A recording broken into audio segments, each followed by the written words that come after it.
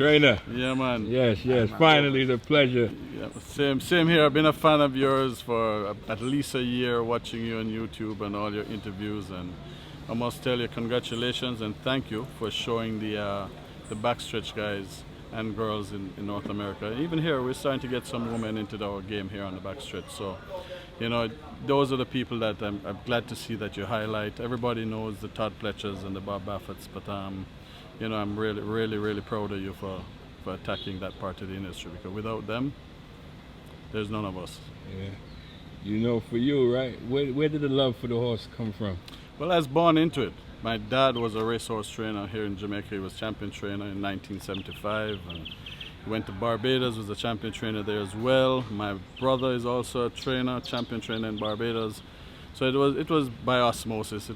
We were always a horse family, and we basically was born around it. So we just continued. Back in the day when my dad trained, which was the 70s, it was more of a hobby. What was important was the love of the horse was always there. I mean, we have a great history and a culture in Jamaica. It's a horse racing country, and the fans are passionate and the people are passionate about horse racing. That has never changed. But back in those days, it really wasn't a quote-unquote business. People would have their businesses, but they would train horses and own horses. Now, it's very much a business. Now, in my 30th year of training, with social media and having to I train for a lot of foreigners, so I usually, Barbados, Trinidad, Guyana, I train for a lot of Caribbean people. So you have to keep them updated. So it's a lot of emails, a lot of WhatsApps, a lot of Instagram posts. So, it has changed a great deal in my 30 years, but the important thing is the love and passion for it is still here. What made the old-time horse guys so good back then? Boy, let me tell you, I have some grooms in here. I don't know if you have time to interview them, but I have some grooms that have been in the game longer than I've been training. And those guys, they just know it. But I heard you ask my assistant, what's the number one thing? The number one thing for me is the groom that loves his horses.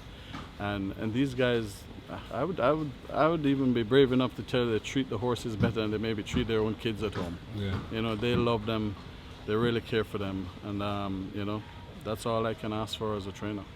Who was your mentor besides your dad? Right, so obviously my dad, Yeah. and my older brother as well were mentors. But I'd have to say Philip Fiani, who is a 14-time champion trainer, one of the best Jamaican horsemen. I think he actually learned under Vincent O'Brien in England. So, he's a really top-class horseman and still is, even in his older age now. Wayne DaCosta, who passed, is a really. So with all of these guys, Kenneth Mattis, all of those guys had different. I've been able to, when I sat down with them 30 years ago and talked to each of them, because I lost my dad when I was 15. So I really had to look at the elders to learn the game, and not the horse part, but the business of horse racing, and they each helped me in a different way. Mr. Fiani, right? I hear so much about him. Talk about him a little bit. How it looks like he had a lot of impact on a lot of lives here as far as horse racing in this country. Yeah, so I know he's not a limelight type of guy. He doesn't love the interviews and so forth, but yes, he has impacted Jamaican horse racing for my entire life, that's for sure. Wow. Not only as a trainer, as a gentleman, as he's also ran the leading stud farm for many years.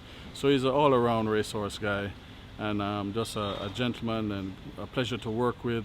He's strict, but he's straightforward, and you always know what he's thinking. What's some of the good horses you've been around throughout the years? Well, for me or for around in Jamaica? For you, which horse got you going? Oh, well, the horse that got me going was in 1994, Terremoto.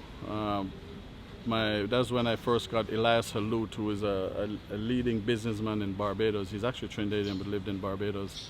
He was my first big owner, and we purchased this horse called Terremoto, who won 2 derbies and the Super Stakes in 1 year. So that's winning the Jamaica Derby. We shipped him to Trinidad. He won the Trinidad Derby, brought him back home, and won the equivalent of the Breeders' Cup Classic, which was called the Red Stripe Super Stakes in those days. Wow. So he was who got me started. When I had him, I had about 20 horses training, and I doubled immediately within a year after that, and then continued to steady growth. So we've been fortunate. We've won 7 derbies in my 30 years.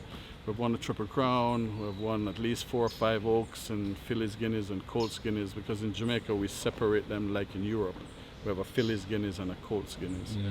So I've been very fortunate to not only have good horses, but great clients and amazing working staff. I mean, always I've been very fortunate to have a great staff with me. When you got a young baby, right, horse, right? You can tell when you got a runner. Yeah, you Right do. away? Yeah, you do.